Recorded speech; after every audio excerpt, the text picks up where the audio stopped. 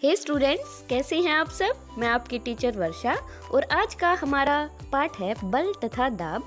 इस वीडियो में आप बल के प्रभाव, प्रकारों तथा दाब के बारे में जान पाएंगे। उठाना, खोलना, बंद करना, ठोकर मारना, खींचना, धक्का देना आदि ऐसी क्रियाएं हैं जो प्रायः कुछ कार्यों का वर्णन करने के लिए प्रयोग की जाती हैं। इनमें से प्रत्येक कार्य प्रायः वस्तु की गति में किसी प्रकार का परिवर्तन लाने का प्रयास करता है। मेज पर रखी पुस्तक को गतिशील बनाना, दरवाजे को खोलना या बंद करना, कुएं से पानी की बाल्टी को खींचना, लदी हुई बैलगाड़ी को चलाना। क्या आपने ध्यान दिया कि इनमें से प्रत्येक कार्य को अपकर्षण यानी धक्का देना या अभिकर्षण यानी खींचना अथवा दोनों के रूप में व्यक्त किया जा सकता है। विज्ञान में किसी वस्तु पर लगने वाले धक्के या अभिकर्षण और खिंचाव या अपकर्षण को बल कहते हैं। अतः हम कह सकते हैं कि वस्तुओं को दी गई गति बल लगने के कारण होती है। वस्तु पर बल कब लगता है, आइए जानते हैं।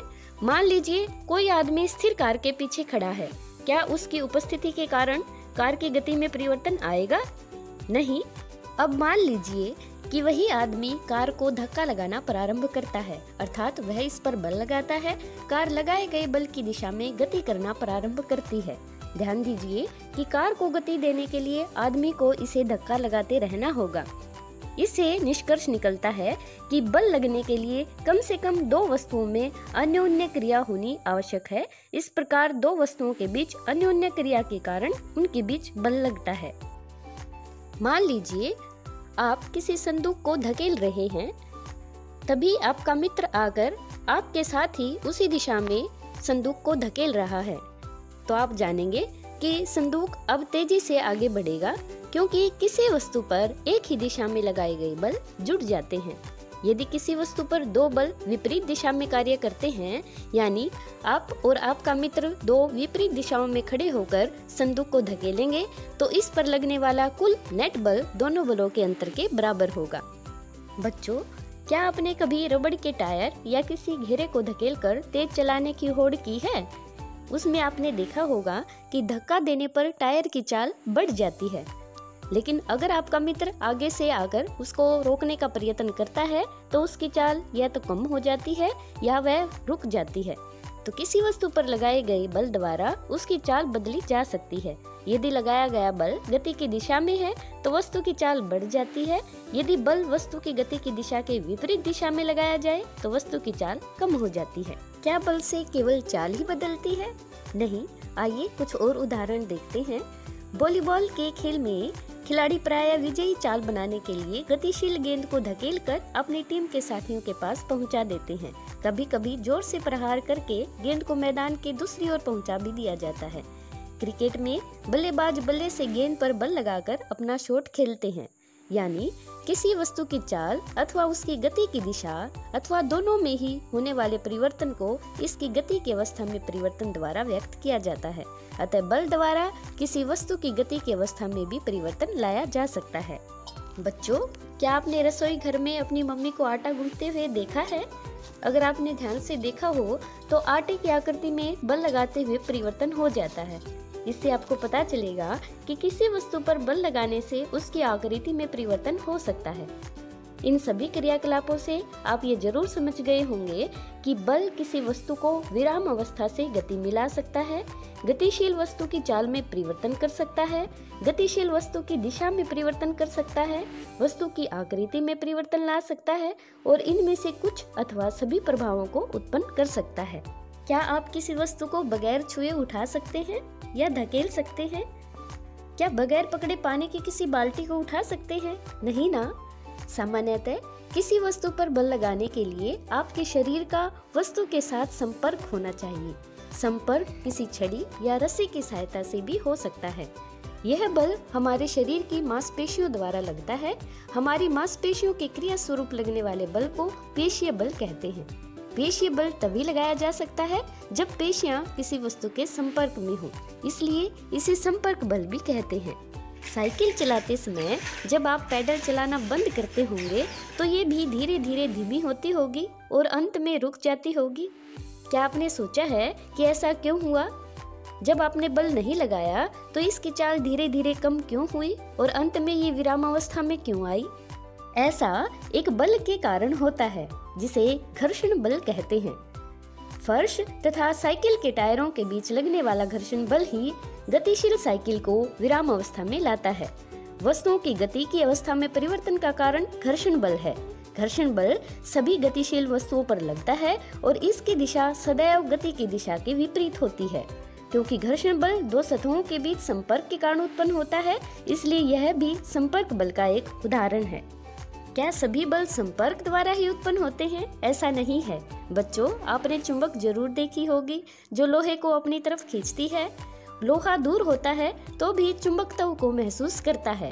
एक चुंबक दूसरे चुंबक पर बगैर संपर्क में आए ही बल लगा सकता है, तो चुंबक द्वारा लगाया गया बल असंपर्क बल का एक उदाहरण होता है। चुंबक द्वारा किसी लोहे के टुकड़े पर लगाया गया बल भी असंपर्क बल का ही उदाहरण है। एक आवेशित वस्तु द्वारा किसी दूसरी आवेशित अथवा अनावेशित वस्तु पर लगाया गया बल स्थिर वैद्युत बल कहलाता है। वस्तुओं के संपर्क में न होने पर भी यह बल कार्य करता है, इसलिए स्थिर वैद्युत बल भी असंपर्क बल का एक उदाहरण है। जो क्या आप ऐसे किसी बल के बारे में जानते हैं जो असंपर्क बल है? यदि कोई सिक्का या पेन आपके हाथ से छूट जाए तो वह कहाँ गिरेगा? क्या यह धरती की ओर गिरता है? तो जब सिक्का आपके हाथ में पकड़ा हुआ है तो यह विरामावस्था में है। जैसे ही इसे छोड़ा जाता है यह नीचे की ओर गिरना प्रारंभ हो जाता है। इससे स्पष्ट है कि सिक्के की गति की अवस्था में परिवर्तन हुआ है। क्या बिना बल लगाए परिवर्तन संभव है? ऐसा नहीं है। वस्तुएं पृथ्वी की ओर इसलिए गिरती हैं क्योंकि यह उन्हें अपनी ओर आकर्षित करती है। इस बल को गुरुत्व बल या केवल गुरुत्व कहते हैं। गुरुत्व केवल पृथ्वी का ही गुण नहीं है। वास्तव में विश्व में सभी वस्तुएं, चाहे वे छोटी हों या बड़ी हों, एक दूसरे के ऊपर बल लगाती हैं। यह गुरुत्वाकर्षण बल कहलाता है। आओ बच्चों, अब दाब को जानने का प्रयत्न करते हैं। किसी लकड़ी के तख्ते में एक कील को इसके शीर्ष से ठोकने का प्रयत्न कीजिए। क्या आप सफल हो पाते हैं? नहीं ना। अब कील को नुकीले सिरे से ठोकने का प्रयत्न कीजिए। क्या आप इस बारी से ठोक पाते हैं? हाँ।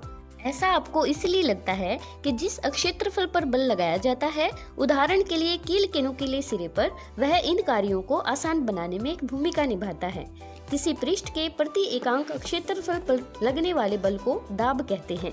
यहाँ पर हम केवल उन्हीं बलों पर विचार करते हैं जो उस पृष्ठ के लंबवत हैं जिस पर दाब ज्ञात करना है। यदि बल बराबर हो तो पृष्ठ का क्षेत्रफल जितना कम होगा उस पर लगने वाला दाब उतना ही अधिक होगा।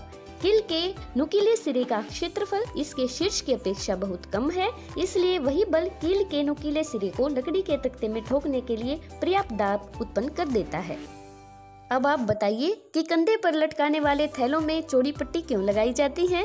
इन थैलों में बारीक पट्टी क्यों नहीं लगाई जाती? और काटने तथा सुराख करने वाले औजारों के किनारे सदैव तीक्ष्ण ही क्यों होते हैं? बच्चों, क्या आप जानते हैं कि द्रव तथा गैस भी बल लगाती हैं या दाब लगाती हैं? प्लास्टिक की एक खाली बोतल अथवा एक बेलनाकार बर्तन लीजिए। आप टैल्कम पाउडर का खाली डिब्बा या मृदु पेय की प्लास्टिक की बोतल का उपयोग कर सकते हैं। बोतल के पेंदे के पास चारों दिशाओं में 4 सुराख कीजिए। ध्यान दीजिए कि सुराख पेंदे से समान ऊंचाई पर हों। अब बोतल को पानी से भरिए। आप क्या देखते हैं? क्या सुराखों से निकलता पानी बोतल से बराबर की दूरी पर गिरता है? यह आपको क्या दर्शाता है? क्या अब आप कह सकते हैं कि द्रव भी बर्तन की दीवारों पर दाब डालते हैं? हमारे चारों ओर वायु है।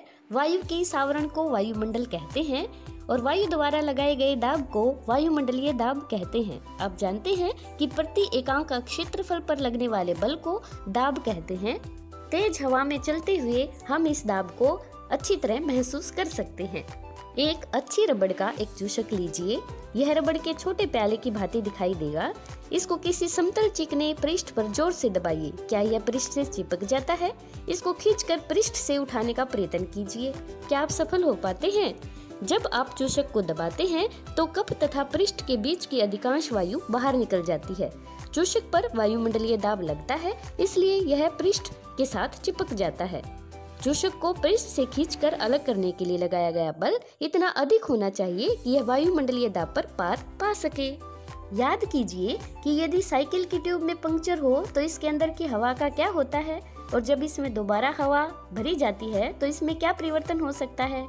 इससे आप जान पाएंगे कि गैसें जिस बर्तन में रखी जाती हैं उसकी दीवारों पर दबाव डालती हैं। अब आप बताइए कि घर्षण बल, गुरुत्वीय बल, चुंबकीय बल या पेशीय बल किस किस के उदाहरण हैं। आप संपर्क बल या असंपर्क बल में अंतर बता सकते हैं। वायुमंडलीय दाब से आप क्या समझते हैं। उम्मीद है कि आपको पाठ समझ में आया होगा। आप ध्यान से पढ़िए और अपने आसपास के बलों को महसूस करिए और उनके अंतर को समझिए। Thank you. Have a nice day.